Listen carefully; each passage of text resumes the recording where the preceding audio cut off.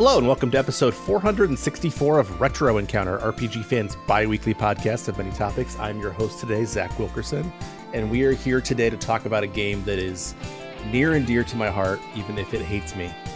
Everything about it hates me, and we'll talk about that. It's Breath of Fire 2. But before we get into all the ways in which Breath of Fire 2 absolutely hates the player, let's talk about people who I like, who are the panelists, starting with you, Matt. Hi, I have no nostalgia for this game. Good for you. I'm sure it's a different experience from mine then. And someone who I believe does have some nostalgia from this game, Mike Salbato. You know, a ranger's job is not all cool. One of my favorite early lines in Breath of Fire 2. Hello. Bo? I mean, there are so many, we get into the localization, man. There are so many lines that are unintentionally funny in this game that it's excellent. I actually did some reading about the localization that I'll talk about. It's an interesting sort of story of how it came to be. But yeah, as we're talking about, and we'll get to it, we are talking about Breath of Fire 2, that sort of mid to early 90s sequel to the original Breath of Fire. Capcom put it out, and they actually localized it in this case. Which you can see. If I'm not mistaken, actually, Ted Woolsey actually localized Breath of Fire 1 when he was working for Square, the same guy who localized Final Fantasy VI and a bunch of other stuff. And he had a very particular style. But for any complaints you have about Ted Woolsey, everybody would have loved a Woolsey localization on this guy. Yeah. Yeah. So yeah, Breath of Fire 2 apparently sold very well in Japan. Breath of Fire itself was very popular. I remember when I was a kid, when I first played it, I was like, ooh, dragons. There's not enough dragons in Dragon Quest. I get some real dragons this time. So I was very excited to play it.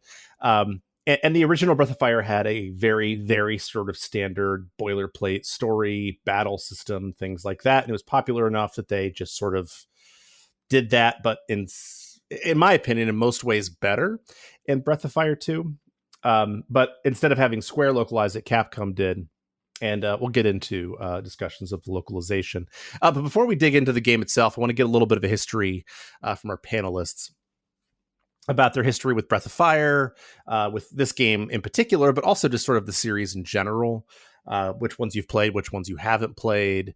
If you're, like a young person, like one of us, maybe you've never played any of them. So yeah, we'll get into it a little bit. So Mike, why don't you get us started? What's your history with this game and sort of the series in general? Well, I've played 1 through 3. Somehow I never played 4. I don't know why. I haven't played 5, but I respect 5 for what it tried to do.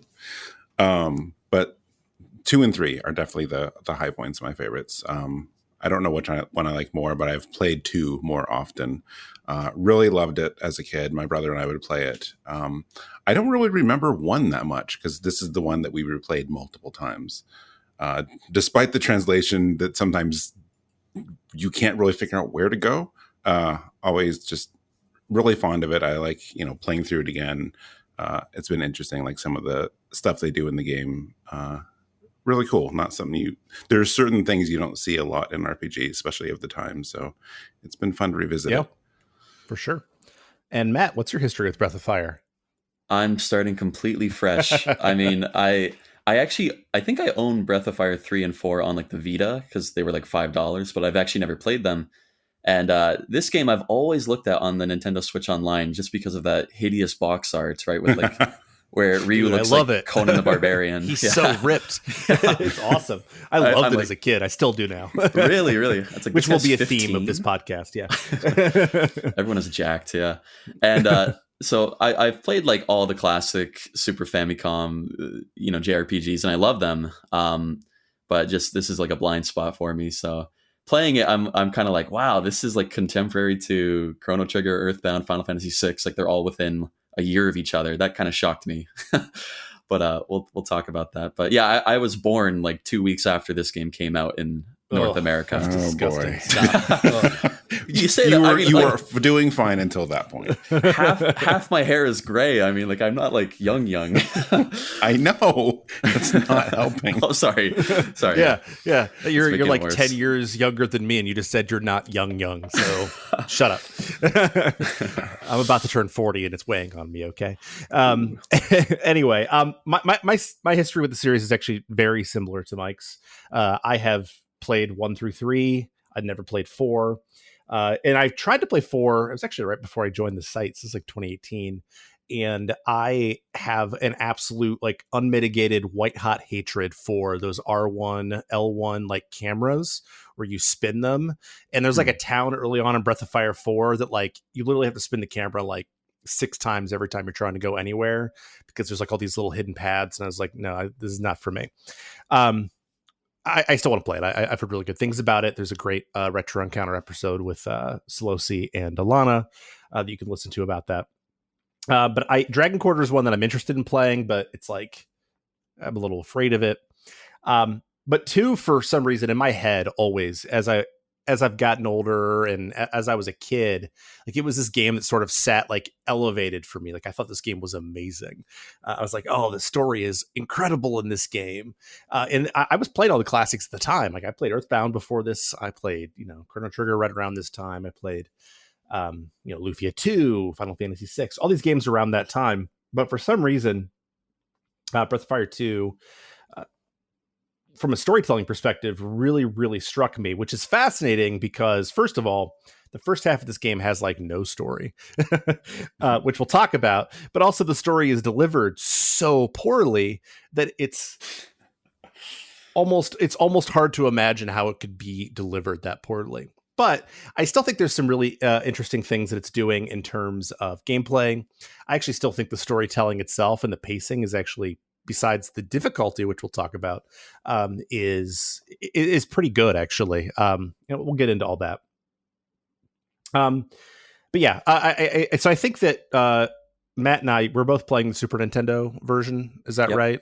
Yep. Yeah, we're playing like OG style. I was originally planning to go the GBA version. Those of you who are listening don't know, I believe, and you can correct me if I'm wrong on this, Mike, because you're the one who's playing the GBA version, is that experience is doubled in the GBA version, and cash is tripled from that. The Super Nintendo version. Yeah, I didn't actually do the math, but that seems right because I've flipped between the two, and one gets you money and one gets you a poke in the eye. Yeah, major difference in experience in Zenny. Also, a dash gold. Button. Not only a dash button, you can just set it to auto, so you always dash. Oh my God! Come on, Yeah. I'm so jealous now. What the heck? That does make a huge difference. And it just for the record, there is another version out there, and we'll talk about it a little bit. I say it's another version. It's a ROM hack version that's very popular in the community. It's called the Maison hack. And we'll get it. I'll talk a tiny bit about it. I played a little bit of it. Alex Franachek was supposed to join us, but it turns out he's getting married very soon, so he's a little busy right now. But he was going to play through that version, so I wanted to touch it a little bit. There's also a retranslation, which I'll also talk about a little bit. I actually have some pretty big problems with that retranslation that was done by a fan back in 2009. But I do want to talk about the localization first before we get to anything, because I feel like you kind of have to deal with that first. So I think Breath of Fire 2's localization is almost legendarily bad at this point. Maybe the worst localization I've ever played, and I'm not exaggerating. Outside of like, I don't know, games where it doesn't matter. This is an RPG, and this has a lot of NES style stuff in it where it's like you have to like talk to people to figure out where to go. And I always struggled with that as a kid, and I struggled with it in this game too, of course. But it turns out in this game I struggled with it because I can't tell what anybody's telling me to do. But apparently what happened is it was basically like directly translated from Japanese. And then it was handed to just like some random employee at Capcom, some dude who had been hired to like do those 900 lines, like used to call and ask for help and stuff. Oh, the Capcom hotline. Yeah, I definitely called those lines when I was a kid, like with Star Tropics. I remember calling. Oh, yes. I didn't have the manual for it. So I definitely called those lines, but it was just like some dude who worked at Capcom, and they were like, "Hey, here is 800 pages of text. You have 3 weeks to turn this into more conversational English." Not someone who was a localizer or had a degree in English or anything. And there's an interview you can see where he talks about that on Reddit. It's really interesting, just kind of because he worked with the strategy guide as well. So I thought it was a really interesting story because he was basically like, we made a lot of mistakes and we made a lot of jokes. Like the salad bowl helmet was apparently like an in joke with him and his friends. And he's like, hey, you could never get away with that nowadays. I'm like, well, because it's bad, because it's not helpful. I'm like, what is the salad bowl? Oh, it's a helmet. How am I supposed to know that? So the localization is bad. What do you guys think of the localization? I mean, yeah, it's like, okay, last year, at the beginning of this year, when I joined RPG Fan, I started playing Wild Arms for the first time. And like that has a bad localization, but like in a charming way. Like it's very cute and it makes me laugh a lot in a good-hearted way. But this game is just like, it's bad. It's boring bad too, right? Like there are times where it's like, what the hell are they saying? And then there are times like, oh, I can see, like I live in Japan and I can tell like what it would have been originally, like what they're trying to say. And it's, like a very literal, unnuanced translation. And like, for example, in Japan, they don't have a future tense, with their verbs. They don't have any like will. So this game, like sometimes they just mix present and future like willy nilly. And it's like, okay, what's going on? And like Mike and I were talking about it. We were all talking about sometimes when you're given the option of yes or no in a dialogue tree, they mix them with up. The shaman lady? The shaman, yeah. Yeah. And then when you're saving the villagers from the well, it's like, did you find everyone? No, go. And it's like, you run out of time immediately. So I think that would come from just having like a negative question, like, don't you want to save? Or didn't you save all the villagers? I'm sure that's what they translated it from. But yeah, it's just so bluntly bad. Yeah. Well, yeah, because like I think the actual line is save villagers. So it's really easy to read that as like, oh, yes, I am going to save them. So you say yes. And it's like, okay. And then you realize that what you had just said was, yes, I already did it. I'm like, well, actually, I hadn't. So I guess I'm reloading my save. Yeah. So like it is bad. It's so bad. And most of the time it's not there's only a few cases where that dialogue choice is a problem, although in general, like because of how bad it is, sometimes it's easy to get stuck and be like, well, I guess I'll go over here, maybe this is where I go. There was something, actually it's after that sequence in the well where Ray says something like, take me to where the people are or something. And I'm like, well, I guess he wants to go to his church or whatever. And it's like, no, he wants to go to your town. But I'm like, oh, yeah. I know. I only found out because I'm like, I don't know. I have nowhere else to go. So I'm just going to go back to hometown and see what happens. Where everybody knows your name. Don't you want to go? Yeah. Yeah.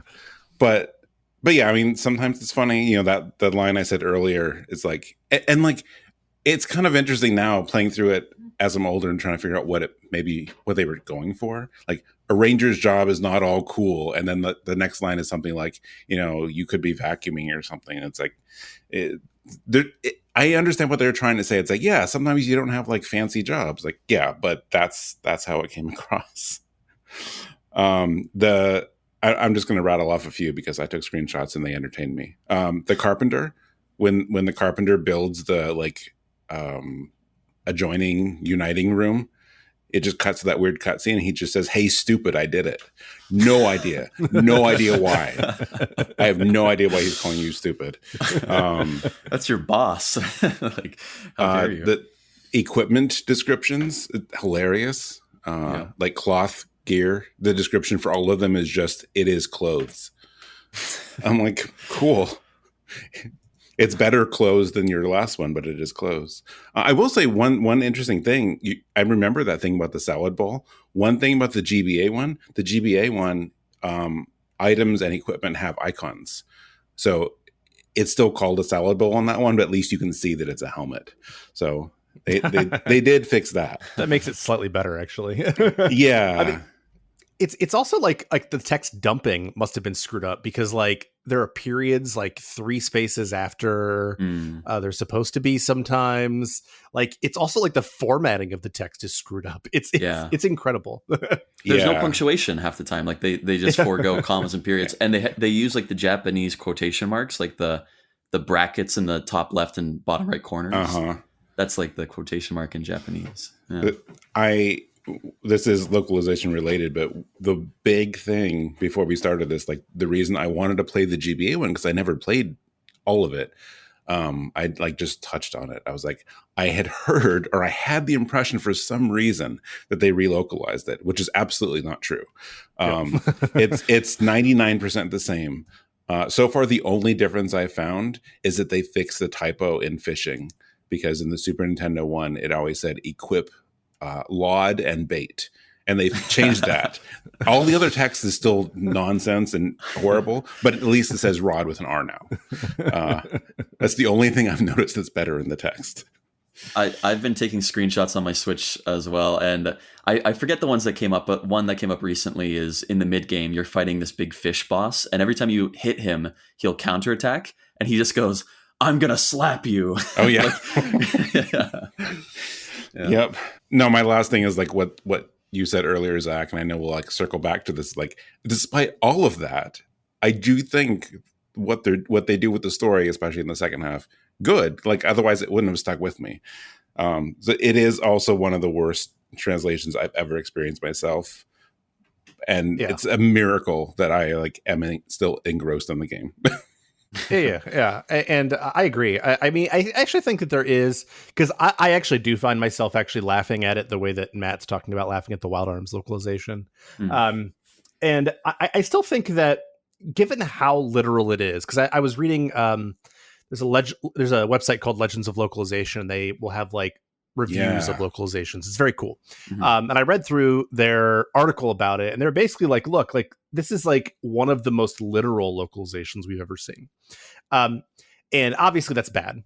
Those of us who actually pay attention and not like the blowhard alt-right people who are like, don't ever bring any personality to it at all. But I still think that there's some characterization here, like at times. Like I still think like that I get a feel for like who Kat is. I still feel like I get a feel for like who Sten is, or Jean, who I actually think is sort of maybe the most interestingly localized, even if he's like literally the most useless in battle. So I still think that there's some character to it. I still kind of like that. And I'll kind of touch on this here. There's a pretty famous relocalization of it by sort of a fan translator that was back in 2009. It's by a guy named Risui. And I think I actually... it's close for me in terms of which one I prefer, because that one is a lot cleaner. There is a lot more context. They don't have character limits. That was a big part of the problem here, was character limits. But it also like tries to bring its own version of humor to it that wasn't there at all originally. Like it has all these jokes about like Bo as a dog and like peeing on people and stuff like that. And I'm like, it's just like trying a little too hard sometimes. But it's also a lot more coherent. So even if it does it's a little working designs in its looseness with the original text.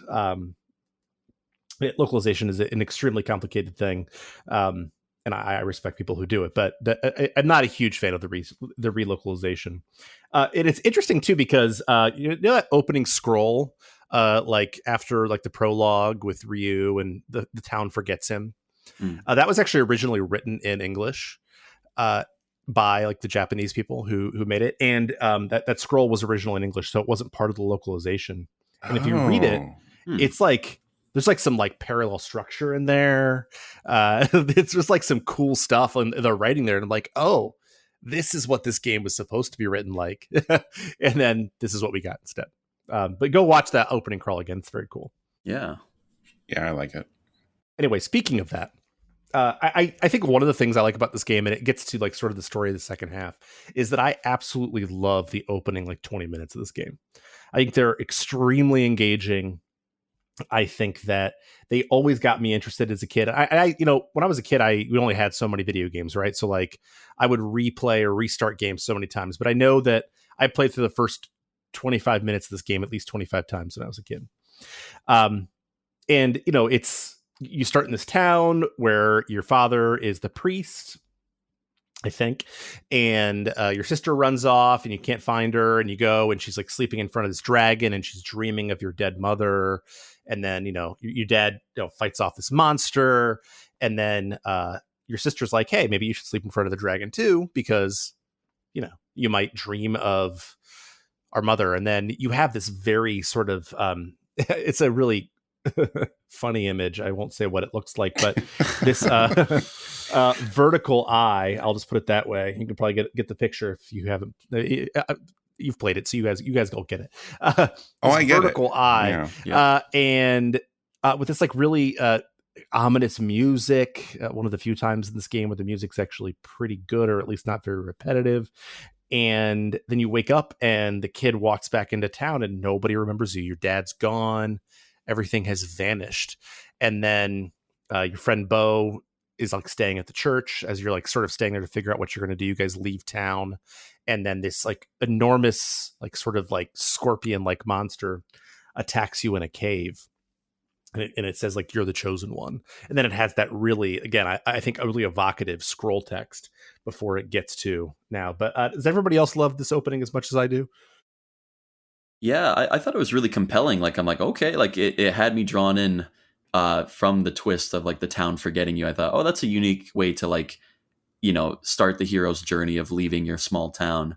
My only thing is like, I wish that they would harken back to that more, because like I've kind of lost the plot a little bit of like the missing father and sister. I wish, because like Ryu is a silent protagonist, like I wish that there were more cases where people would go like, I don't know, like what? You're missing your sister? Like anything like that, just to kind of remind the player. But yeah, I'm really hoping that in the second half it ties things together. I've heard great things about the story in the second half. Yeah. That's all I'm saying.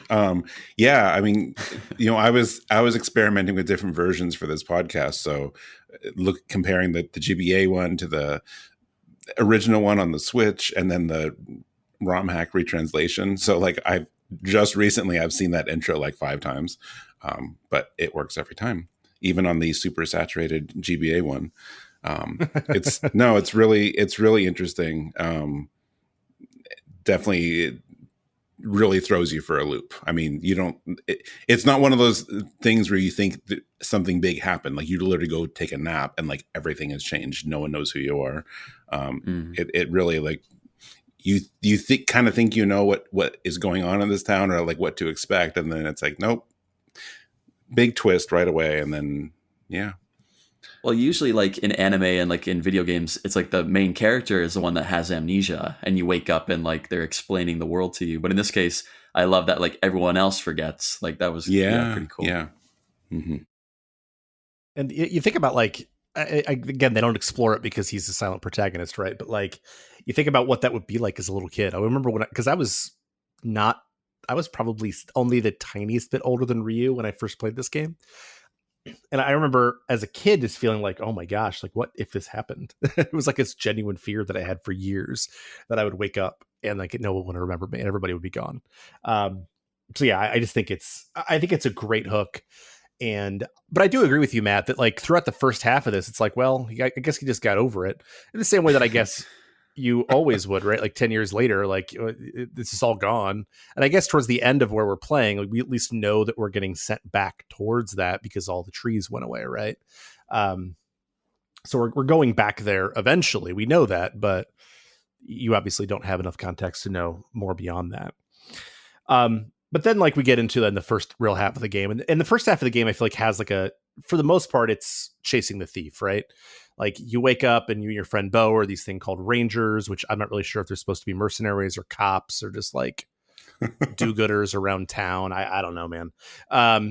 In the town of Township, which is one of my favorite localization choices. I really want to know what it was originally in Japanese. Is it hometown in English? I thought. Is it hometown? Is the first like town base? Hometown. My mistake. So Township is then. The Township makes sense, actually. The one that you build up. Okay, never mind. Yeah. Okay. Still, okay, either way, it's my like so bad. Still hometown. No. My bad. Hometown, Township, whatever. They're both bad. Township is actually funny, but we'll talk about that in the second half. But yeah, and you are off to go like save this pig or whatever for this girl named Mina, blah blah blah. But the thing that I find interesting as soon as you have to leave town is you realize something about this game. If you're playing the Super Nintendo version, at least, and that is this game is freaking hard. Yeah. That was sort of the joke when we were picking games for the. We chose this during 450, and it was like games that we're going to make Zach play this year. And I chose this one because I remember it being hard, and it's still really freaking hard. And it's not just that like RNG, because RNG I feel like is a really big part of the battle system in this game. Yeah. Like you can get killed, and then like Ryu can get back up. The crits, like whether you get critted or not, makes a huge difference. Like, oh, there are all these different things that can happen, but like this game is really, really hard, and it doesn't give you money. It doesn't give you enough experience. And even if you grind, honestly, like, especially in the beginning ish, like grinding only gets you so far because eventually the experience curve is so strong to have to get to the next level. Like, basically, you just have to kind of white knuckle it through. You don't have any cash to buy healing items with. Like, you're just getting just like bodied over and over and over and over again. And it's funny because a lot of times I'll go back and play a Super Nintendo RPG that I remember thinking was hard. I'd be like, this isn't hard. This game is a joke. Not this time. Yeah, this game has fangs. But I know, Mike, you're playing the GBA version, so your experience is probably a little bit different with the difficulty. But Matt, you and I are experiencing the same pain. It's brutal. I mean, yeah, I like a good hard game, but it's like it's not strategically hard. It's just like overtuned. Like the enemies, like you said, you have no money and no healing items. If you have the cure spell, you can cure yourself like 3 times maybe, which is enough to cover like 2 hits from an enemy, you know, like between battles. And yeah, like I'm very liberally using the rewind feature on the Switch because like I'm just like curious about the you know, the algorithm of it, of like I can take 2 steps and they'll hit me with another battle immediately, or I can take like 12 steps, but it's often closer to like 5 steps, you know, and you have another battle. Like it really does grind you down. Oh, the encounter rate is also brutal. It's ridiculous. Yeah. And like you said, the battle thing too, it's like to no fault of your own. It's like you can get one shot by almost any enemy, like especially in the early game. Like if they choose to use a magic spell on you, it's like, oh, okay. And sometimes they'll gang up on like one person in your party. Like it's really unforgiving. Like in a way that reminds me of one of the first Final Fantasy games I ever played, honestly, was the remake of 4 on the DS, which was also brutal. And like that game is very brutal. Yeah. And like I think if I was a kid playing this, like I would have the patience and like the time, especially to like just beat my head against it. But I can't imagine playing this without the rewind feature today. Like that would drive me bonkers. Yeah. I mean, you know, like I said, I'm playing the GBA one where you get more experience. And like it helps because it's just, I like what you said, Matt. Like it's overtuned. It's not so much difficult because there's nothing difficult. There's nothing you can do to prevent getting one shot from early enemies or something using like a magic spell that hits everyone for like half your HP. Like that's not a skill thing. That's just well, I guess I'm just going to spend. And also, an hour even at the grinding. mid game, I don't have a single healing spell that covers the whole party. Right. So yeah. But I'm glad I'm playing this one because if it's just a time saver, like the extra experience, it just saves time. Because like I could get to the whatever level I'm at eventually, but because of just the way the game is, I appreciate it. And to be clear, I am also playing it in a way in which I can fast forward. What? So like, you have a special Game Boy? That's so cool, Mike. Yeah, it's really neat.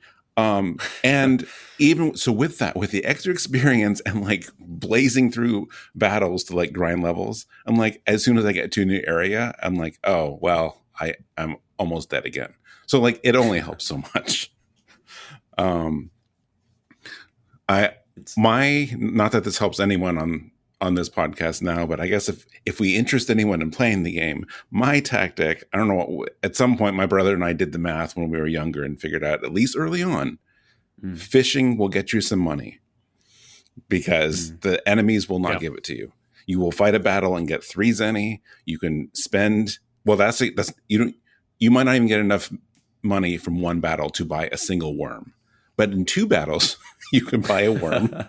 And if your line doesn't break, and if you happened to pick up the fishing rod in the flash or the early sequence as a kid, you can fish, and that worm might turn into 30 zenny. After that, I don't know. Like it doesn't like it helps early on, but then you get the same kind of fish for a while. So like you can't keep relying on it. But that and like hunting with bow like helps you at least get some equipment to survive. But yeah, it is definitely difficult. I feel like kids that grew up playing this game, they must be very savvy with like their finances as adults. Like this is teaching you like the harsh reality of the world, you know? Yeah. I mean, I'm gonna be honest. I actually like in terms of the money element of it, I actually kind of like the way it's balanced in the Super Nintendo version because yeah, you can do some things early on. And I did too. Like, cause I've played this game enough times that like you can hunt like those, boars or whatever, or the deer, and you can get 200 zenny for each of those, and that's a lot of cash early on in this game. But like I feel like a lot of times, like in most RPGs, when I get to an equipment shop, I'm like, oh, here's all this new equipment. I will now purchase all the new equipment, and now I am stronger. Whereas in the Super Nintendo version, I have to make some choices. Like, okay, so like I'm about to go here, and sometimes the battles are sort of battles of attrition, but it's really like, how fast can I kill them so that I don't run out of resources? And so it's a balance. Like, do I need defense right now? Do I need offense right now? What choices am I going to make? And so like, even like, towards the very end of where we played through, which is when you get the whale, I went to this island that I wasn't supposed to go to. And I was like, okay, I have like 8,500 zenny because I just gone through a bunch of stuff. And I had a lot of cash, and I was like, oh, there's this new sword that's going to make Ryu have 38 more attack power. Oh. I'm going to buy that. I'm going to spend all my cash on that. And so I hate to say that, like, I really like that it forces me to make decisions in this way. And I actually, the combat itself, I actually think is like kind of fun sometimes, especially once you get into the shaman system, which I guess is getting a little ahead, but we can talk about it now. It doesn't matter. Where you can sort of recruit like these water shamans or these fire shamans, and eventually you get holy earth, which I never got, which we'll talk about in the next episode. And then you can supplement the stats or supplement the abilities of the different people. You get different dragons for Ryu, although the dragon system in this game, I will say, I think is pretty weak because essentially it turns into like, make sure Ryu never uses magic. And then like at the very beginning of a boss fight, just turn into a dragon and then just like drop the nuke. Damage. And then like you go back to normal, and that's it. It's just like this big nuke. And there's like not like any spell casting. There's not really a lot of strategy to it. No. But one thing that I think is underrated about this game is the auto attack feature. That was not common when this game came out, like at all. True. And I actually think that, if I'm not mistaken, it might actually be the very first game that I think had, that I played at least, that had an auto attack feature. So it makes the grind less onerous. And as a kid, I never felt like this game was grindy, or that it was like had a high encounter rate, because you were just kind of used to it. And I think part of it was because of that auto battle feature. Mm. Well, yeah, that is like handy. Although, it's auto, but it just means auto attack, right? Like I don't think they do any like spell casting or curing. Oh, no. Yeah, no. So if you feel confident, like it's good for fighting low level monsters and like trying to bolstering your levels before you enter a new area. But I also thought it was interesting. We haven't talked about like the formation system, like Final Fantasy has it, but there's not really a big emphasis on it. But like there's a lot of variety in how you lay out your team, your party of 4. And so I found that like, speaking of like choosing what to spend my money on for equipment, I put Ryu in the front with like heavy defense. I buy him like the best armor and like the best helmet. And I put like the 3 people in the back, like into like a triangle formation. So he takes all the hits and they do less damage, but I mean, like they don't do much damage anyway. It's basically just like Ryu, like, carrying the entire party for most of the game, especially because that you constantly have to swap out like new characters so that you can traverse the environment. But how did you guys, what's your party layout in terms of formation? That's pretty much mine. It depends. Like if I have Rand in my party, which sometimes I do, sometimes I don't, like he's definitely your tank, right? Yeah. And so like popping him up front, and he's he's pretty good to put in your party in this game too, because he doesn't actually have that much equipment, so he's not very expensive to keep upgraded. But otherwise, I would put Ryu up front, and I would do that. Even though like Kat is like a nuke that she hits so hard.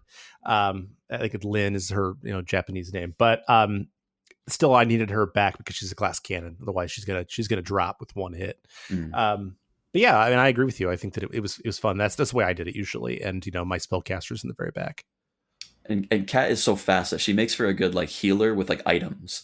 Like she always acts first. Herb. Yep. yeah. I've been playing whatever it's called, Scramble or whatever, where there's one in the back. So I just have Nina in the back. I think a glass cannon is a good description for Kat, but also I need Kat in the front because the amount of damage she will do and the frequency in which she crits, I want maximum damage. Because it, like you said, like when deciding between equipment too, it's like a lot of times in many other games, I will go like, okay, this is difficult. I will get armor, but I find offense is the better defense a lot of time in this game. It's like, yeah, the higher defense is nice, but I can end the battle faster otherwise. So that's why she is always in my party and always in the front. And somehow higher level than Ryu right now. I'm not sure how that happened, but yeah, mine she's too. not my highest level character. Yeah, by like 2 levels for me. Yeah. I think she's like level 23 and my Ryu's 21, I think. Yeah. Well, I don't know how they do it because maybe like her level caps are just lower than other people just to like catch her up because she kind of comes in and out of your party because she doesn't have that much like traversal. She doesn't have like an ability that you need to like get around the map except for like smashing things like Grandpa's uvula. but yeah, Kat was like, she's one of my favorite characters, but I find like I can't use her because I always have to have like a healer and then like Sten or somebody to like, or like Jean to like get around. But yeah, I mean, she doesn't leave my party no matter what. But yeah, otherwise I agree. Same here. But I mean, I think that you're getting to another thing. I know we're for the record, listeners, like there's not a whole lot of story in this first half. We'll talk about it a little bit, but I think the gameplay is more interesting. The traversal, I think, is really interesting in this game too, but also it's annoying because I never want to have freaking Sten in my party. Ever. Yep. But I absolutely have to have Sten in my party for a lot of it because he has that ability where he can like stretch out his arms and grab a little wood peg. And I'm like, dude, I don't want you anywhere near my party. Like you're useless in every way. Like you're like a jack of all trades, but like you're like D+ at all things at best. So he's trash. Jean also trash, but also has the other traversal ability where he turns into this big giant frog that can, leap over things. But sometimes like the way that you have to like approach leaping over certain cliffs is really annoying with Jean. But Rand has the coolest one. Yeah. Goes up into a ball and he just like, rockets across the field. It's awesome. It's useful for avoiding random battles if you're good at it. I think it's cool. Like it makes traversing the overworld map, which you would have in these old school Super Nintendo RPGs, like pretty fun. I think. Yeah, and it's like it's something you don't and didn't really see much. It reminds me a little bit. Maybe I'm just thinking this because you brought up Wild Arms earlier, but like Wild Arms has the tools, which like made exploration more interesting. But you really didn't see that kind of thing on world maps. And I like that there's so many different abilities and all the characters have them. And honestly, if they ever were to like remaster or do something with this, if you can just switch your party from the menu, it would be fine. Like, especially with that first time you need Sten early on, there's only so many places you can change your party members. So I remember getting there and being like, oh, I have to go all the way back to the beginning to put him in my party and then come back here. But if you could change him any time, it would give you way more flexibility. But otherwise, I do like the system. Or if the game just like made the design choice to be like, if Sten just spoke up and said, hey, like I want to come along, like, or something like that. And they put him in the party. Because I did the same thing. Like there's no run button in the Super Famicom version. So you're like slowly walking across the continent, battle. And then you get there and it's like, oh, I forgot the monkey man. I got to go all the way back to township to the Dragon Shrine and swap. I mean, you could change your party at the Dragon God statues. But, Yeah, like but Mike said, there's not that many in the beginning. Like there's only Yeah. Township, Yeah. I think. right? Or- Corsair doesn't have one, I think. yeah. Corsair doesn't have one. Okay. So like, yeah, from whatever that part south of Windia, it's like, yeah, I had to go all the way back to hometown. Which means you have to go through the mountains again to get to your hometown too, or to get to Township, right? You have to go through the little mountain pass and everything. You can go to hometown though, but either way, it's like literally you're yeah. going back to the beginning of the game just to Yeah, change your party when you realize you needed them. Yeah. I'm curious, like for both of you guys playing this when you were kids, like were you aware of like the the padding of it? Like did you even feel like as a kid like, oh come on, like you're gonna make me walk this way again? Or was it like yay, adventure? That's a good question. And I actually thought that very same question myself, because, I think you're talking in particular about the back and forth of Capitan to Township.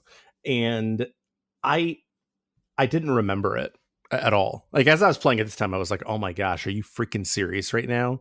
This is like the 5th time you're making me walk that entire way back, and I don't have any traversal options because I don't even have Jean at that point, like Rand, but who I didn't usually have in my party because I had to have Sten in my party. Like it was like, it's bad. It's bad game design, but like, I don't know. It's like this is a short game anyway. This game didn't need the padding. It's still probably going to end up being like a 25, 30 hour game. Yeah, I don't know. I don't remember thinking that as a kid, but I don't know. The longer a game was, the more I liked it when I was a kid. So there's that. I think I did remember it, but like back then it was more or less just like, oh wow, guess we're doing this again, huh? Good thing I don't have a job or responsibilities. Obviously I react very differently to that kind of thing now, where I'm like, okay, I don't know if I have time for this right now.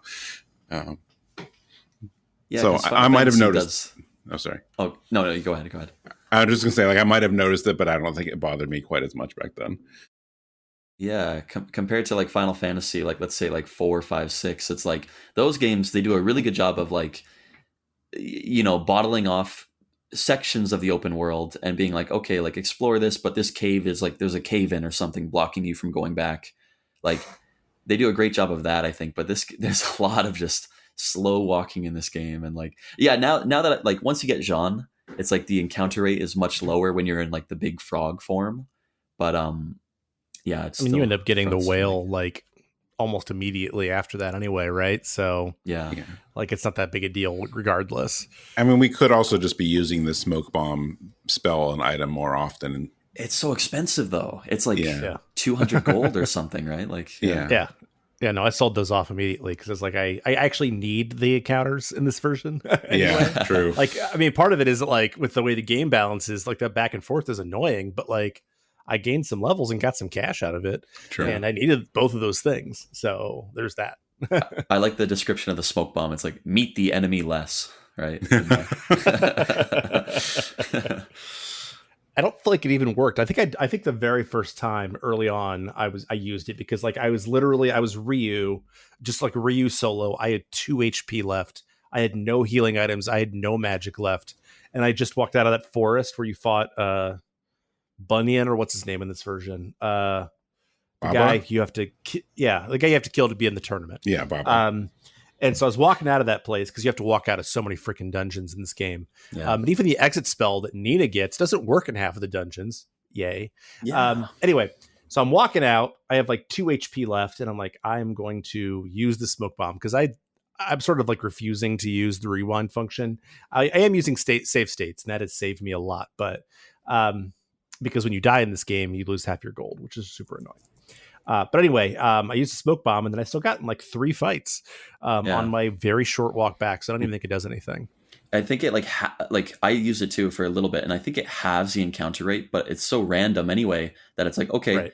it went from 5 steps to 3 steps, or 3 steps to 6 steps. Like, although I was surprised that it reminded me of Mother 3, where like if you die in battle, you wake up at like a church or a shrine, but it doesn't erase your progress. Like you go back and like you keep all the XP that you earned getting up to that point. You just lose half your cash though, which is significant. Yeah. But they have a bank system too. There's like a bank for that reason, which is surprising. I only used that once. And that was when I remembered that I could take that $1,000 zenny that dude who paid me to assassinate Cat gave me, and I can go put that in the bank, and then go give Rand no money to go buy those antidotes. Smart. Yeah, I didn't know that. I wish I had thought about that, because I didn't realize that when he says give me all your money, it's all of it, and I had like 7,000 at the time. Oh my god! So you had 7,000? Oh my gosh! Well, again, I'm playing the Game Boy like one. end game cash for me. Yeah. I mean, if a rhino using steroids tells you, give me all your money, like, you don't really have a choice. But I was also shocked that, like, speaking of like how it, made big strides in RPGs with like the auto battle system, the day-night cycle. I'm like, there's a day-night cycle? Like, right? That's not really used. But that and the like morality system, which is also not really used yet. But like, at first I'm like, why is there like a dragon emblem? The morality system is interesting in theory, but in practice it doesn't mean anything. I was actually reading about this because I was curious.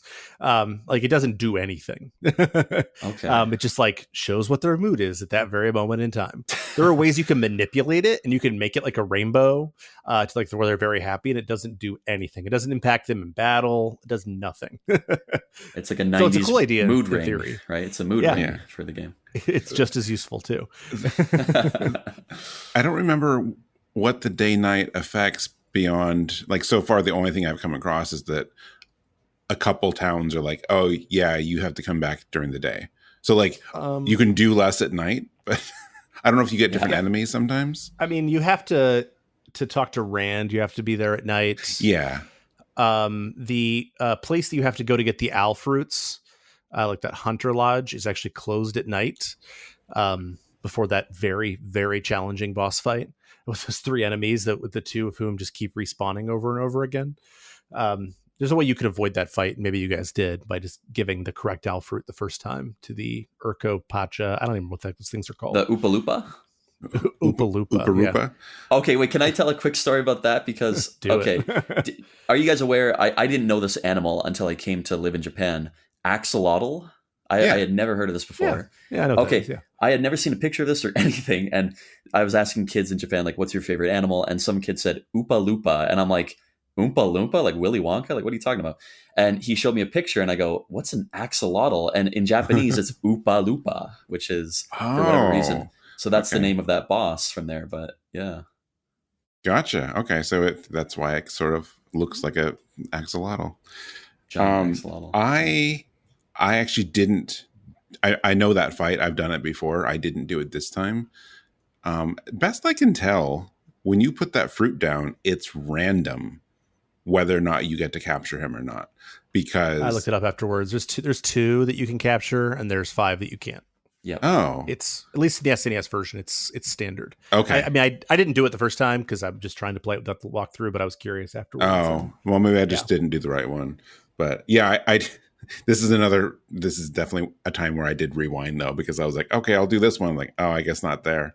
Not that one. And then you go back to talk to the merchant and he's like, yeah, I only had the one. Guess you got to go get some more. And I'm like, nope. Yeah. Yeah. I did the same thing. I mean, like I did it and I'm like, no, thank you. So I just rewinded and like tried another hole. And yeah, later I looked at a guide and there are 2 of the 7, I think. Yeah. Yep. Did you actually choose to catch it, or did you let it go? I let it go just because I'm a big softie. And like apparently like you get nothing if you bring him back. Like you have to do the fight anyway. Yeah. Yeah. And you don't get that cool sword he gives you. Yeah. They drop 2 treasure chests, right? Like you get the treasure chest and then you come back. Shield. Mm-hmm. Yeah. Yeah, I mean, like the gameplay is all over the place in this game, but I will admit that like I find something about it soothing. Like I've played a lot of Western RPGs recently, partially for the podcast and partially just because I was like, damn it, I'm finally going to play the Mass Effect trilogy. And so like for me, like I don't mind. I'm like, okay, I'm grinding and like I am white knuckling my way out of a place and it's totally unfair, but like I don't know. Like I don't know. I find something about that like sort of it makes me feel danger in a way that I enjoy in a JRPG, and it makes me really think about resource management in the way that I had to like in Dragon Quest 2. So I don't know. The fact that I still get to have that feeling with this game, I think is kind of delightful. Yeah, I mean the satisfaction when one of your people anyway, gets a critical hit is very satisfying. Yeah. The satisfaction is satisfying. That is definitely, you're going to fix that in the edit, right? No, I'm going to leave that. I need you to know that. Okay, cool. Yeah. Well, it's worth a try. Localization. That fits right in the game. There are definitely some songs in this game. The overused like 4-note dungeon theme do not like, but like the battle themes and a lot of the sound effects, again, that crit sound effect, there's something about that sound that I have very, very fond memories of. Probably because it's usually what you hear before you win a fight. Yeah. For the longest time, like when the enemy hits you and it goes slammed, I'm like, what does that mean? And like that's them critting me, and I'm like, oh my god, they're critting me like every other hit. Like, yeah, it's brutal. When I was walking out of that forest after I fought Baba, I think was his name. There's like that one bear enemy that like either misses you or they crit you, they slam you. Yeah. And I swear, like every single fight I got into was against one of those guys, and on their turn they would slam me. I was like, are you kidding me right now? Like I am not losing half of my cash after this. It's not happening. So I made it out. Did you rewind? No, nope, okay. It didn't rewind. Wow. I save stated, but I didn't rewind. Okay. I was trying to make it as pure as I could within the reasons of my 2025 patience. Yeah. I noticed something interesting. This is really about like playing on a platform where you can rewind. And I don't know if it works the same way on the Switch, but just because I wanted to experiment and I was curious, I was trying to figure out when like enemy actions are decided, because there's some enemies. There's some like slimes that like to run away, but if they don't run away, you get a lot of experience. Yeah. So, but they have a high speed. So like they'll run away at the very beginning of their turn. And I'm like, what happens if I rewind by like 3 seconds and choose an action again? Will they do something different, or is it determined at the start of battle? And they did something different. I am not going to do it all the time. I want to know if you could do it. And I thought that was interesting because I just figured like it would be determined at the start of battle. If I cared to cheese it, with that too. Yeah, like if I really cared to cheese it and rewind all the time, you could probably avoid like critical hits or whatever, but that wouldn't be fun anymore. But it was interesting to find out. I was taking notes, like I'm looking at my notebook right now, and yeah, like the enemy's actions, like their crit, their like attack choice, it's all decided after you input all 4 of your attacks for your party. Mm-hmm. And if you change one input, or even for example, if you press like the back button, so like you choose attack for like Ryu, and then you go back and choose another thing, that will change it. So like they roll the dice based on your selection. Yeah, it's very, very like particular, like the window that they decide. Which actually Wild Arms had like a very similar system. Like because I played that with the rewind feature as well a little bit, but yeah, because me too. I'm like, okay, like, am I just going to get crit every time, no matter what I do? But that also includes, for example, if you do hit the auto attack button, that decides the course of the entire battle to come. If that makes sense. Yeah. It's cool. Yeah, I mean, it's one of those things that as a kid I never would have thought of. Like I didn't even know what the phrase RNG meant when I played this game originally. But yeah, I mean, I think that gameplay aside, we probably should talk about the story a little bit, but there isn't a whole lot to talk about here. I mean, I think that there's one. I think the scene before sequence is pretty interesting, and it's also very long. But sort of like the sequencing of this game basically becomes like, so Bo is like, he gets convinced to go steal something from some dude because someone told him they stole it from him. Like I'm not sure how stupid you are, Bo, but like that's pretty dumb. A guy named Kilgore. Right. And the other rich guy's name is Trout, right? Yes, did you guys catch that? Kilgore Trout. Yeah. None of it's good.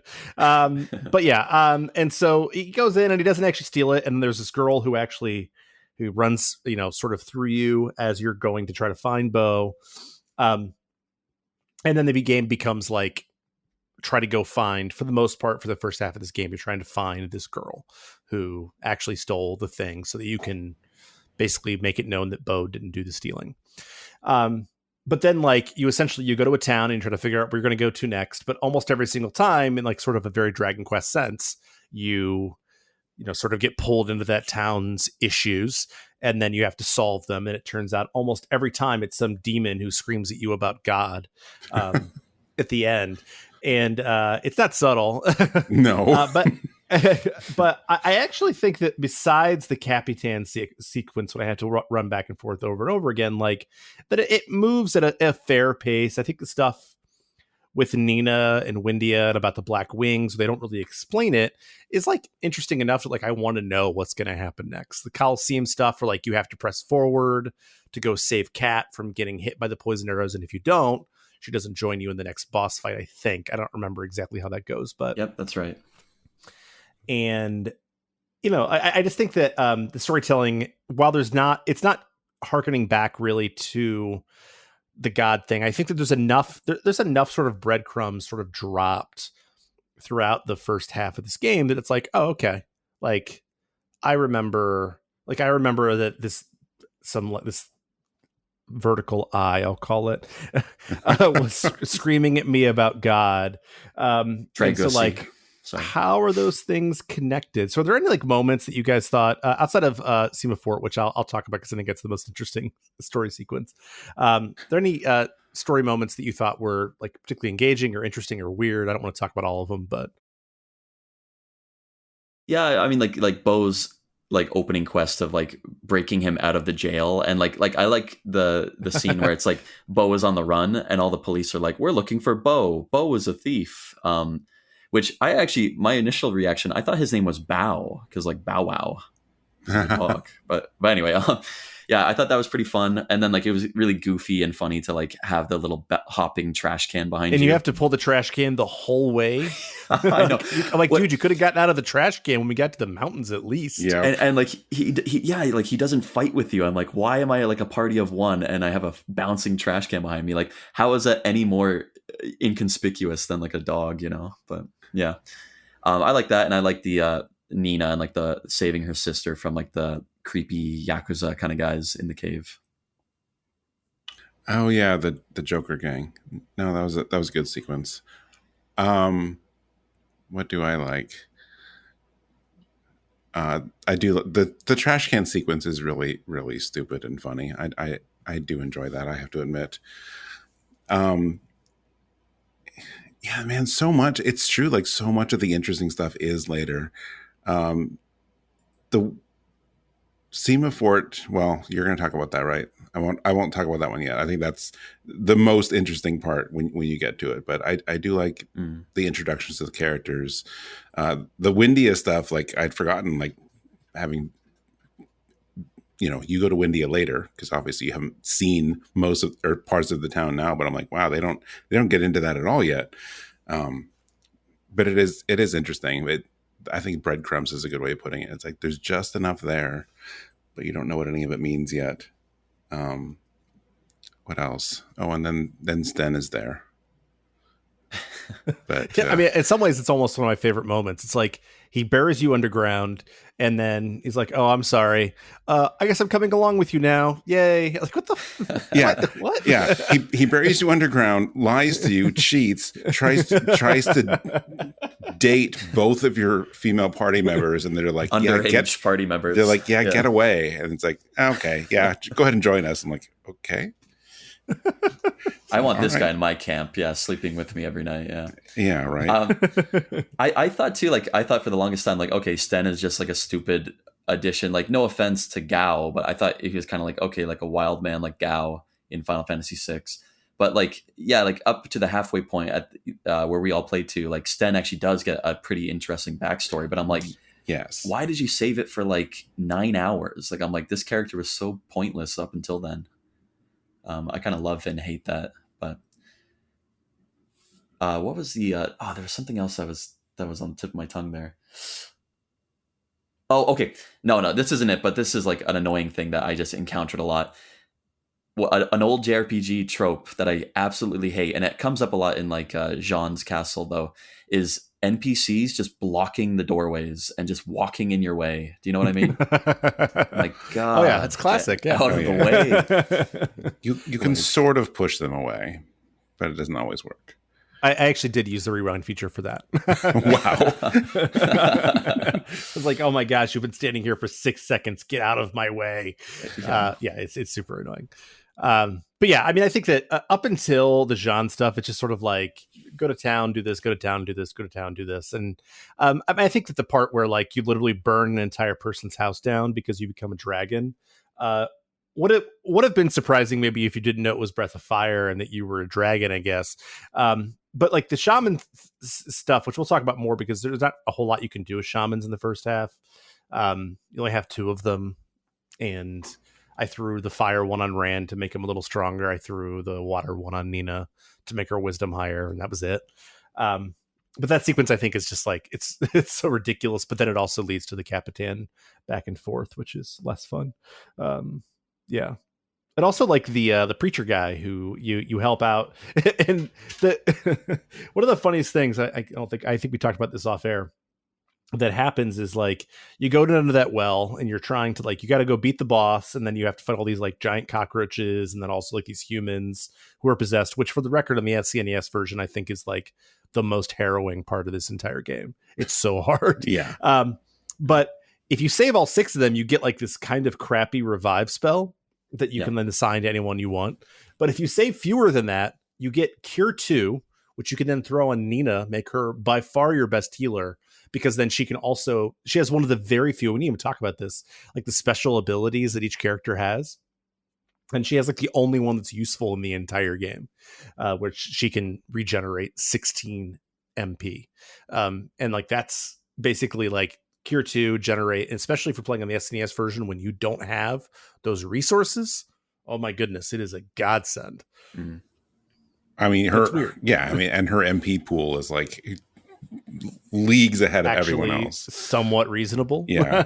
Unlike Cats, which I think it's supposed to be funny, that she gets all these super powerful end game spells and she can't use any of them because she doesn't have the MP to do it. Yep. And speaking of the other abilities, I mean, like half of them are kind of useless, but like Ryu's is kind of interesting. I've only recently like clued in on it. It's the guts move. It's like you recover HP, but the lower your HP is, the more you recover. So like if you're low level or like low HP, you can recover like 80 HP back, which is like better than 2 herbs. You know what I mean? So nice. it is helpful, but I didn't like Rand's. I didn't really wrap my head around it. Is he the one that does like play dead? One of them does like play dead. His Wake. That's Sten. Yeah. That's Sten. His is Wake, which is like your only way of rezzing in battle if you don't have that 500 Zenny item, which definitely saved me. Like, but it's also like, I think it's got to be like a 20% chance of working. So it's useful. Like I was definitely spamming it, but like in that fight, I don't know, at the Coliseum with the guy who wanted you to poison Cat, that fight really challenged me. And I was just like using Wake on Cat, like every turn until eventually she got up. I see. Was today years old when I learned what Wake did. I never knew. I was just like, because, it probably isn't supposed to be called Wake. I remember playing before. I was like, oh, okay. Well, so someone's asleep. You can wake them up. It's like, that's what I thought. He punches them and does a lot of damage, but they didn't wake them up. So I'm like, I'm never using this again. I didn't realize it was a possible res spell. So he's doing like an uppercut CPR on them to like bring them back to life. Uppercut CPR. That's a good way of putting it. It's funny though, then knowing that now that it can raise people, but if you use it on them when they're alive, it hurts them. Okay. Yeah, I didn't know that part. Yeah. I never tried it on a living party member. I mean, yeah. How do we feel about like the game not explaining any of that? Like, is that or explaining design? Almost anything? Yeah. Like, I mean, it was kind of the normal thing back then, Yeah. You just try it and see. I just always think about like Phantasy Star 4, where like the spell names are like 3 letters long and you have no idea what any of them mean. And it's at least a little better than that. True. Yeah, here too, like the weapons. Oh, one complaint I have, one of a million complaints I have. I do enjoy this game, but is when you're shopping for items, it drives me crazy. Like you can't see who is already equipping an item and who, like if it's better or worse than the item you have. That's not true, actually. That's really? the Switch thing in the menu will show you It'll also automatically trade in the thing that you have equipped. Really? Oh my it'll god! tell you how much the thing you have equipped is worth. It'll also tell you what the difference is between that and the thing you're looking at. Okay, you would think I didn't play this game for 16 hours just being like, this is so dumb. Like, I'm so dumb. The trade, actually, that I'm glad you brought that up though. Like the trade in the GBA one is TRD, so it's trade. The trade feature is really cool. Like it's something I wish was in more games actually, because it lets you see the stats, see the comparison. You get credit towards the new one. So like if you can almost afford it, if your trade in it gives you enough, you can just buy it outright instead of having to buy, equip, and sell. Now, the one drawback is it only shows the main stat. Because I've looked at some things where I'm like, this one says it's an upgrade, but like every once in a while you get like armor or something that also, like for Nina, it'll increase her defense, but it might have a wisdom component, and it doesn't show you that in that menu. Okay. But at least you can see whether or not it's an upgrade in general.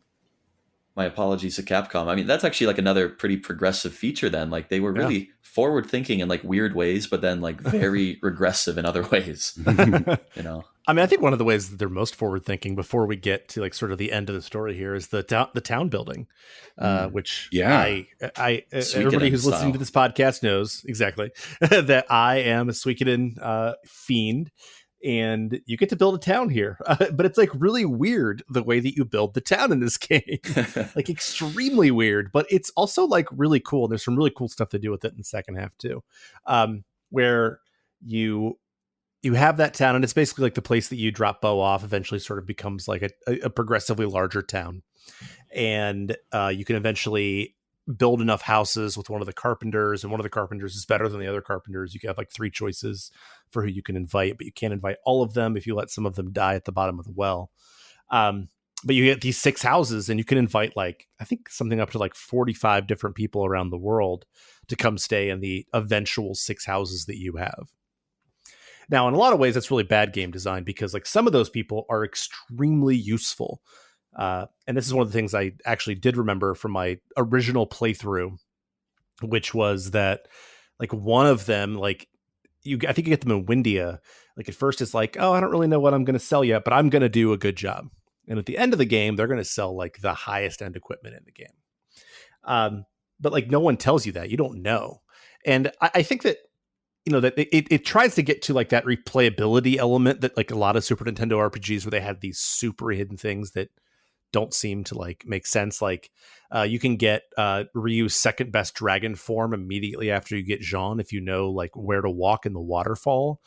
You can get Blue, who was a returning character from Breath of Fire 1, immediately after getting the whale, and she's like level 35 and you're probably level like 19. So that makes the game easier. And she's also the best character in the game besides maybe Ryu. Yep. So like there's all these like little secrets, but also like little things they don't tell you, which in some cases I think is just bad game design. Like we're talking about abilities and stuff like that. That just sucks. But like with like the town building, I actually think it's like kind of cool, but also kind of bad. I don't know. I had forgotten that which carpenter you choose gives you the style, because unfortunately I got the guy with the red hair, which gives you the treehouse houses, which take a lot longer to get in and out of. Anyway, yeah, and I also made the mistake of inviting the old man from the carnival to your town, who just gives you quizzes and you get nothing for it. He just like, here's a question, and he just tells you if you got it right or wrong, and that's all he does. I was talking to that guy too, and like I'm like, there has to be something. I did like so many riddles, and I'm like, this guy's just babbling. Like the one question was, which one is out of place, and he listed 6 colors, and he does like I clicked one, boo boo, and then I like went back, I rewinded because I'm like, what's the answer? And I clicked through every single color, and then finally he goes, bingo, and then he doesn't explain like why it's different, and I'm like, okay, and like oh, wow. the other riddle was like on a I forget what, like a touchpad or like a keypad phone, what's like the top right number, like that kind of like inane stuff where I'm like just breaking the immersion. But I mean, the first person I invited is always the first person I invite, and that is Win. 1, so he doesn't have to live in the cave, but 2, because I really like the idea of changing my window color. In the window, Kai, I gotta find him. Yep. He's in the Joker cave. If you Yeah. like, literally, all his dialogue is, if you encounter him the first time, it's just like, I don't have a home, so I'm living in this cave. I wish I had somewhere to go, kind of thing. You're like, okay, I'll give you somewhere to go. Very progressive in that way as well. But no, I mean, but the town building thing is really neat. I mean, especially the way it evolves like later on. It's really cool, and yeah, not something I had ever experienced prior to playing this game. Yeah, and one of the other things that I think is cool about Township is like you can like talk to like the different people in your party after like major events in Township. So like after I recruited Blue, they were like, oh my, they're all like, man, she's hot. In like that's actually like probably like better localization than they had. But that also brings me to, I think, probably a fan favorite from this game. And one of the only story beats that I want to spend any real time talking about. And that is all the stuff about Jean. Because Jean is useless in battle. I mean, just absolute trash. Except for, I believe there's like a shaman combination later that makes him like obliterate everything. Yes. But until you get that shaman combination, he sucks. And but he doesn't suck as a character, because you meet him as this giant frog in the middle of just like a forest, and he's like, Ribbit, help me. Ribbit with one B. At some point, I believe it was actually Rivet with a V. Yeah. Which I thought was fantastic. Yeah. Then you have to go up this like witch's tower, which was not my favorite dungeon. Oh my gosh, I hated that. It was probably my least favorite dungeon. Actually, awful. Yeah. But what's not awful, even though it takes forever, is all the stuff in Sema Fort, which is, you know, where Jean is supposed to be the prince, but he doesn't really care that there's an imposter there. He's just like so laissez-faire about it. Hey, look, I used French. He's so laissez-faire about it. I like how they punctuate s'il vous plaît different ways too. It's really good. It's awesome. Sorry, Expedition 33 still on the brain, but yeah, and like they have like a goofy cooking contest to figure out who's the winner, and you eventually fight this fly that just like totally is like baiting you the whole time. The golden like, fly. It's just yeah. so freaking weird, but really fun and cool. I love Jean as a character. As soon as like he like kisses one of the girls, and he transforms into like a slightly less small frog, like this big chubby frog prince. I was immediately like charmed by him. I mean, I was going to say this earlier. I think the reason why you might have liked this game so much, both of you guys as kids, is like the characters are just so like funny and goofy, and like they're just funny animals. Like every character is visually distinct and unique.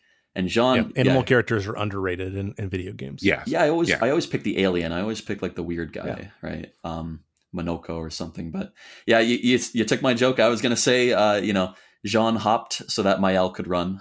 You know. He's got the rapier as well. And I mean, I didn't use that joke. You did. And Mael did run. Sorry, I don't want to spoil anything for Mike, but yeah. And his like you can tell the game likes him too. Like Capcom likes him because his animations are so much better than everybody else. Like everything he does looks funny. Oh my gosh, and, his eyebrows going up when he's about to attack.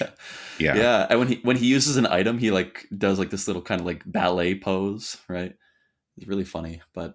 Stupid character, but I mean, like he's by far the funniest thing, and like he's one of the cases where like the bad translation works because of his like awful English, French, Creole kind of thing that he's got going on. Yeah, he's so funny. No, I mean that whole sequence I think is pretty great. Some parts of it I think go on too long, like the cockroach part, because just getting through that room is obnoxious, but otherwise I think it's pretty cool. And I forgot until playing it again that the fly talks and taunts you. It's so bizarre at that point. I don't know. I had a good so time. Aggressive too. The writing there on the fly is so good. It's like you encounter this thing, and he kills one of the guards right in front of you. And he's like, "Come on, loser." And hilariously, he's also not that strong. He has like a ton of HP, but hardly hurts you at all. After all, it felt like a character from like Earthbound. Like it felt like Buzz or something. Like taken. It does. Yeah, you're right. Yeah. But he was funny. Like, and he was actually being like hurtful. You know what I mean? Like he's actually like well written in that way. He's like you stupid idiot, like you'll never catch me. And it's like, wow, like this is like really too real. Yeah. No, I mean but really everything about that, like brings a lot of things together, because you have this whole like really involved sequence and like this imposter prince, but also like underlying the whole thing is like, oh, also the thief that we've been following is just like here in the castle. Underlying, literally. Yes, yes. You can actually see her. Yeah. It's like, oh, there she is. Yep. Yeah. So yeah, it's a big moment. It's a good one of many turning points, although only a couple big turning points we got to in this first half. But yeah. I mean, unfortunately, at the end of it, there's another like, oh, anyway, go back to I need this ring. So you go back to the tower and she's not there. But you do get to go to the Wildcat restaurant, which is hilarious. Yeah, another good one. Yeah. Yeah, it's fun because I didn't give up any of my stuff. I was like, nope. Oh, I forgot you could just refuse. I totally did it. I didn't know that either. Wow. I thought it was funny. One of my screenshots I got, along with all my bad translations, is a screenshot of just Ryu equipped with a napkin and a fork. And then like the comedic timing of that like mini quest is so funny, where it's like each room you remove like one item from your party, and then like the last room is like, now rub salt and pepper all over your bodies, yes or no? Like, yeah, right. No, it's delightful. Like, that whole island is, and it's like, it's not too large either, you know. It's fun.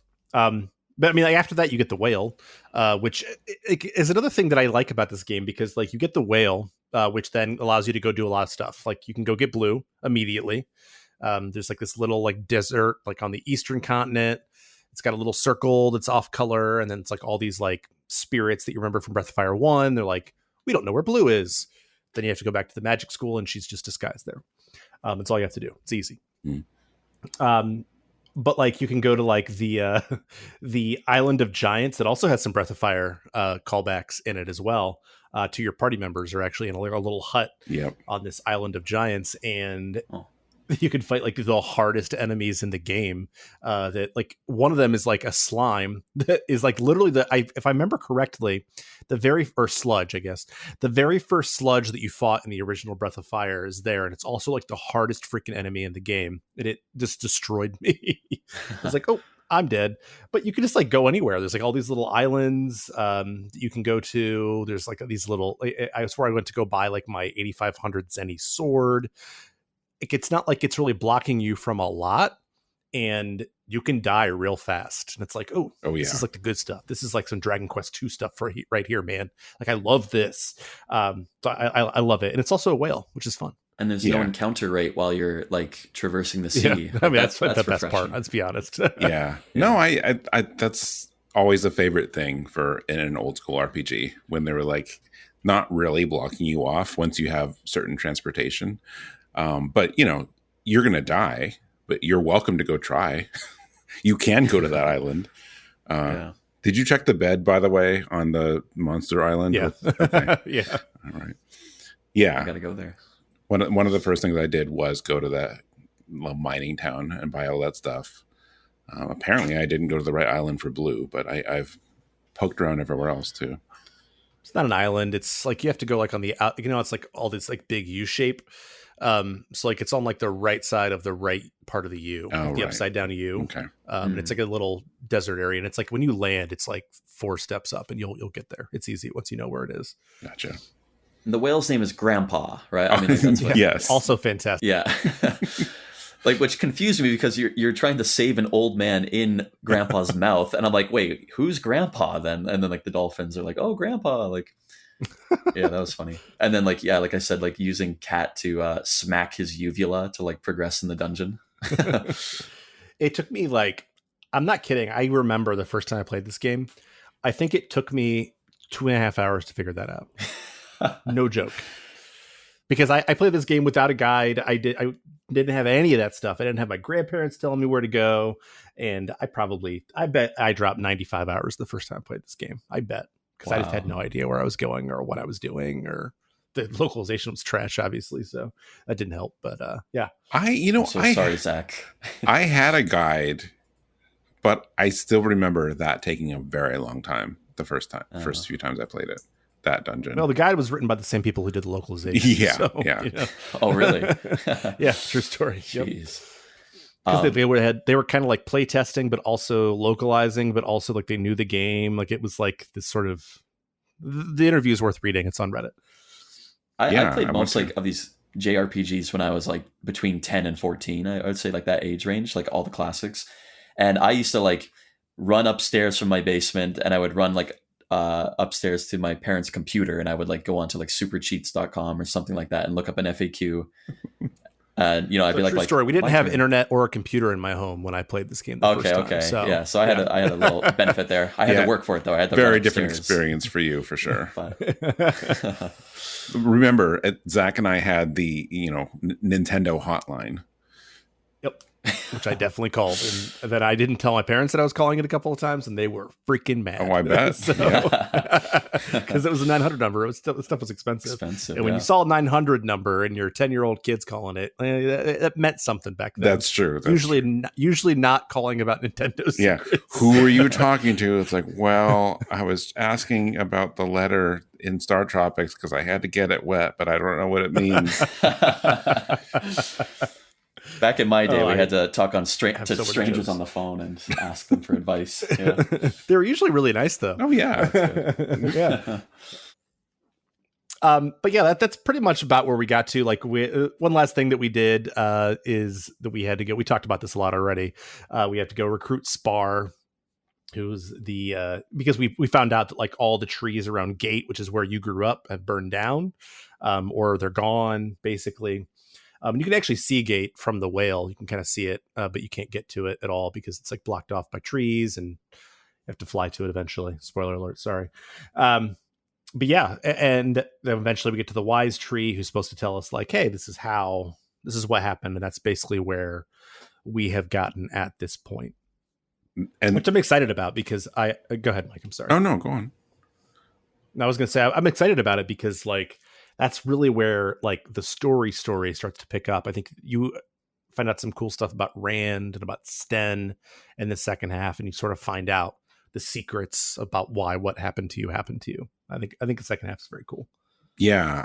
I mean, playing through this again was a good reminder, like how much of all the story beats I remember are in the second half. There's not much in the first, but I'm really excited for the next one. The wise tree thing is because I'm like, we're all about the same place, right?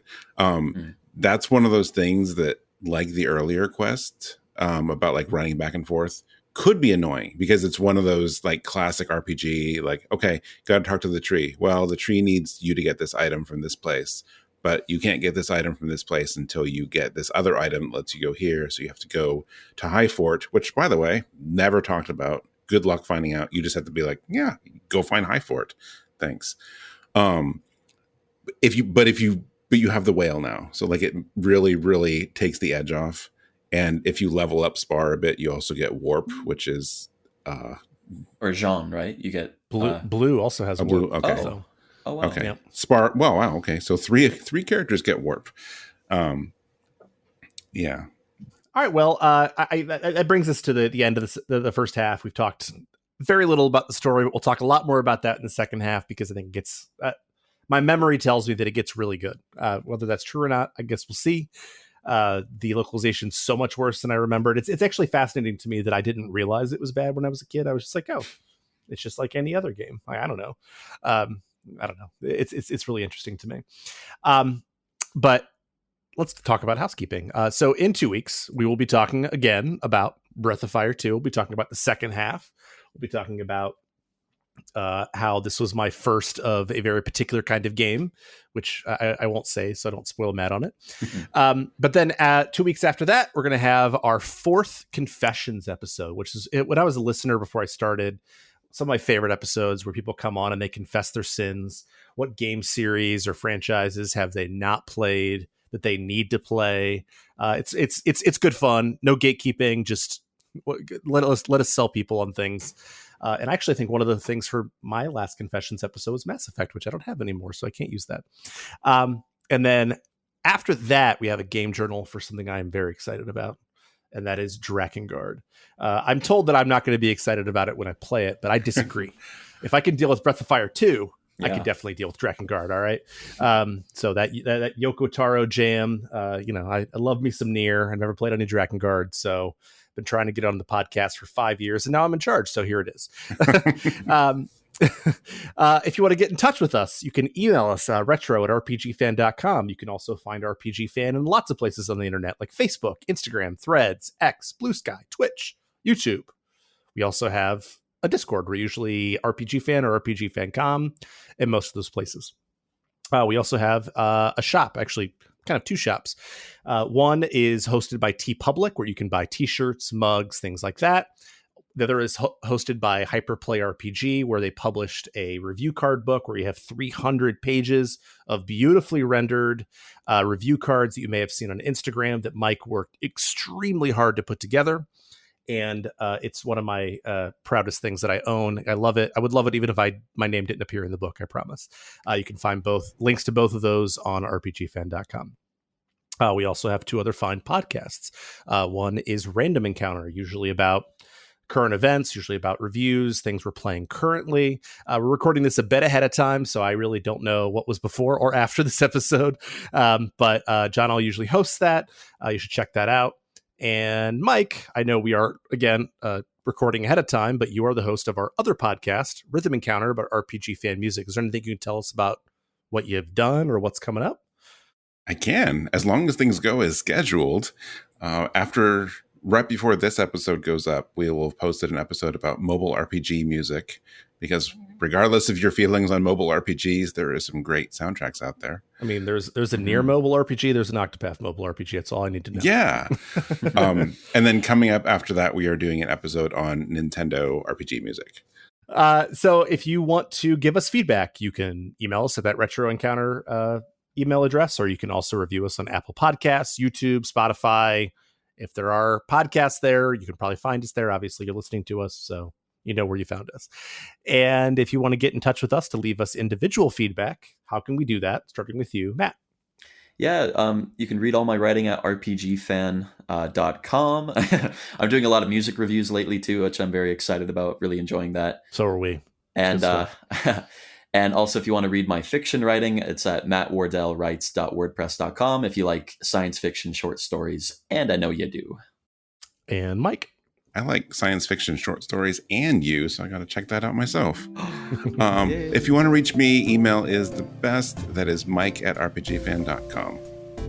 And if you want to get in touch with me personally, ZachW@rpgfan.com works, or I'm also on our Discord as ZachW.